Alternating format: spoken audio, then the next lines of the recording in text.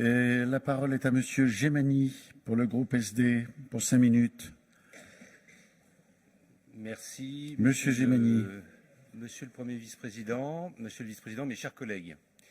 Il est certain que chaque collectivité doit prendre ses responsabilités en matière de sécurité sur les compétences dont elle a la charge. Car comme les solidarités, la sécurité des biens et des personnes est l'autre jambe indispensable si notre société veut se tenir en équilibre et avancer. Nous saluons le travail de la région, en continuité avec l'action débutée par les précédents exécutifs de déploiement d'outils d'amélioration de la sécurité dans les transports ferroviaires. Il s'agit d'une responsabilité dont nous devons nous montrer à la hauteur. Pour autant, sur le fond, nous regrettons l'approche un peu monocolore, voire mousseuse du nouvel exécutif régional en matière de sécurité. Tout est mis sur la vidéosurveillance et l'installation de caméras, ce qui permet essentiellement d'identifier les auteurs d'actes de délinquance et de les interpeller. Pour autant, l'idéal resterait que les actes ne soient pas commis, et on le sait, la portée préventive de la vidéosurveillance reste limitée. Ainsi, le travail sur la sécurité dans les transports doit intégrer d'autres éléments. La question de la présence humaine dans les trains et dans les gares, par exemple, avec des contrôleurs et des personnes derrière les guichets, reste la meilleure façon de prévenir les actes de délinquance et d'améliorer également le sentiment de sécurité dans les transports. De la même façon, l'exécutif ne doit pas perdre de vue son objectif, améliorer concrètement la sécurité dans les transports et donc diminuer les faits de délinquance. L'augmentation du nombre de PV effectués par les forces de police ou le nombre d'interventions déclarées par les policiers ayant bénéficié du tarif illico-sûreté ne sont, et par conséquence, ne doivent certainement pas être les seuls indicateurs suivis par l'exécutif. Où est l'usager dans tout ça? Les dispositifs mis en place depuis le début du mandat ont-ils eu un effet réel sur le nombre d'actes de délinquance commis dans les trains et dans les gares? Vous êtes par ailleurs pris à votre propre piège sur la gratuité des TER aux policiers municipaux. Quid de la demande des pompiers de bénéficier de cette demande? Ne sont-ils pas tout aussi légitimes compte tenu de leur savoir-faire en matière de sécurité des personnes et de gestes de premier secours? C'était le sens de l'amendement que nous avions déposé lors de la création de ce tarif. D'autres professions peuvent contribuer à la sécurité des usagers des transports. Pourquoi ouvrir la gratuité à une partie d'entre eux et pas aux autres? C'est injuste et n'a pas beaucoup de sens. Enfin, l'exécutif choisit de mettre le paquet sur la sécurité. Très bien. Mais il semblerait que d'autres sujets doivent également nous préoccuper concernant notre politique de transport. Le confort des usagers, l'emport des trains, la fermeture de guichets, la suppression de dessertes TER et TGV, la survie de notre petite ligne.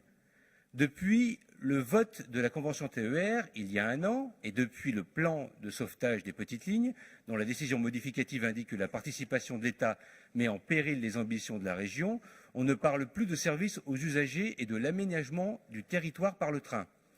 On finance la survie de petites lignes, mais nous devrions réfléchir aussi à des solutions de développement qui pourraient assurer leur maintien sur un temps plus long. Madame la vice-présidente propose dans le cadre du SRADET un travail autour d'un bouquet de services de mobilité multimodale pour les usagers, mais rien de concret pour l'instant dans le travail avec les autres autorités organisatrices de la mobilité. On ne voit rien venir sur la préparation de l'ouverture à la concurrence. Les sujets sont nombreux et l'exécutif ne doit pas se réfugier derrière des annonces, une communication et une propagande outrancière sur la sécurité, dont l'objectif, et personne n'est dupe quand on connaît un peu Monsieur le Président, va bien au-delà des intérêts régionaux. La sécurité est un sujet trop sérieux, il ne mérite pas le superficiel ni l'approximatif. Il ne mérite pas non plus d'être ce leurre pour faire oublier le reste des défis à relever pour une politique des transports ferroviaires plus ambitieuse et plus efficace pour nos usagers. Je vous remercie. Merci, Madame Gerbet. Monsieur le Président, Monsieur le Vice-président, plus exactement, mes chers collègues, la vidéosurveillance est devenue le principal instrument ostentatoire de lutte contre l'insécurité. Les évaluations scientifiques démontrent pourtant que dans les espaces publics, son impact, tant préventif que répressif, est très limité. Il devient même dérisoire si on le rapporte au coût financier pour une collectivité. Absence d'études indépendantes et sérieuses sur son efficacité concernant la lutte contre la délinquance, recul des villes de Londres et Atlantic City, surenchère technologique pour le contrôle social des citoyens, glissement sémantique de la vidéosurveillance à la vidéoprotection, travail sur les conséquences et non sur les causes des délits et des crimes sont les constats qui découlent de ces différentes études. Même la Commission nationale de l'informatique et des libertés rappelle l'absence d'indépendance du contrôle opéré sur les systèmes, avec cette question « qui surveille les surveillants ?» Tandis que les nouvelles technologies permettent désormais le couplage des caméras avec des logiciels de reconnaissance faciale, des procédés de captation sonore et la géolocalisation, donc le traçage des individus. En revanche, les études convergent pour dire que la vidéosurveillance a une réelle efficacité dissuasive dans les espaces délimités, voire fermés comme les parkings des hôpitaux et plus particulièrement en ce qui nous concerne, les transports en commun. Le président de la CNIL reconnaissait récemment qu'il existe plus de 100 000 fichiers numériques illégaux actuellement en France.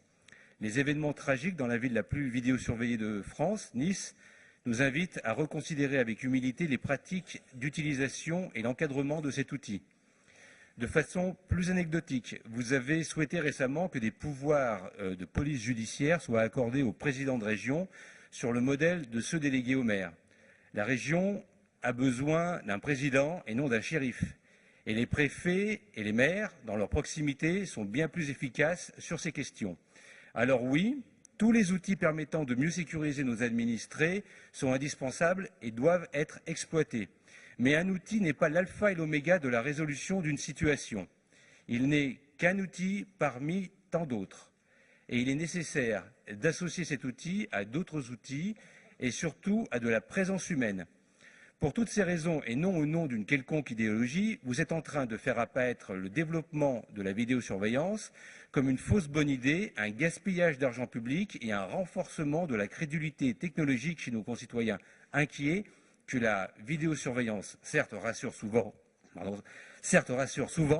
mais ne protège nullement. C'est pourquoi notre groupe attentif à cette question vous demande d'ajouter un point rédigé comme suit.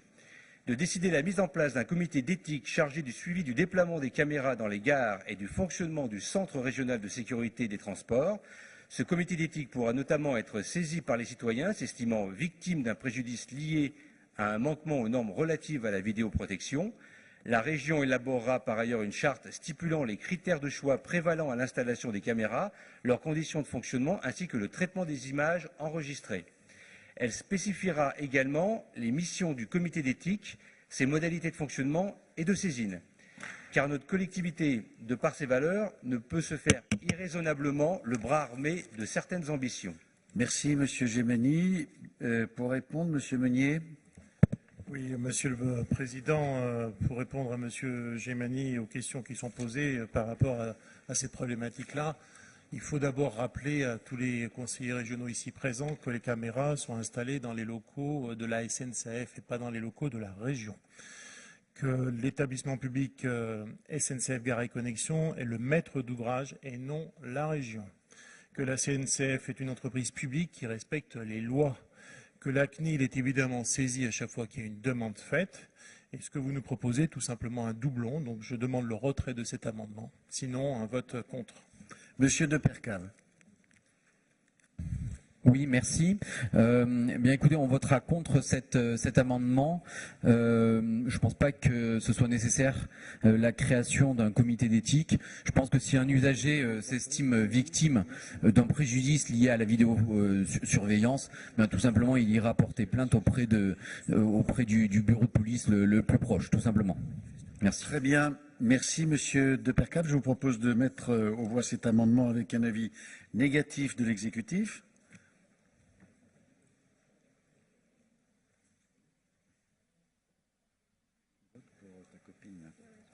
Très bien, l'amendement est repoussé. L'amendement suivant, le 016 du RCES.